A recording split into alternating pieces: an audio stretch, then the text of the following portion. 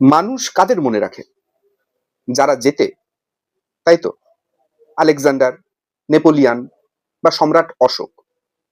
আমরা সবসময় জয়ীদের পুজো করি, পরাজিতদের জন্য ইতিহাসে কোনো জায়গা নেই। কিন্তু মহাভারত একটা অদ্ভুত ব্যতিক্রম। সেখানে এমন একজন যোদ্ধা আছেন যিনি যুদ্ধ জিততে পারেননি, যিনি জানতেন তার মৃত্যু নিশ্চিত, যিনি কৌরবদের চক্রব্যূহে একা ঢুকে নির্মমভাবে নিহত হয়েছিলেন। তবুও আজ ৫,০০০ বছর পরেও আমরা অর্জুনের চেয়ে বেশি আবেগের সাথে স্মরণ করি তার ১৬ বছরের ছেলেকে। নাম তার অভিমন্যু। কেন? একজন লুজার বা পরাজিত যোদ্ধাকে কেন আমরা হিরো বলি? কারণ অভিমন্যু আমাদের একটা চরম সত্য শিখিয়ে গেছেন। তিনি শিখিয়ে গেছেন জেতার চেয়েও বড় হলো লড়াই শুরু করার সাহস থাকা। আজকের দিনে দাঁড়িয়ে আপনার, আমার, আমাদের সবার একটা রোগ হয়েছে।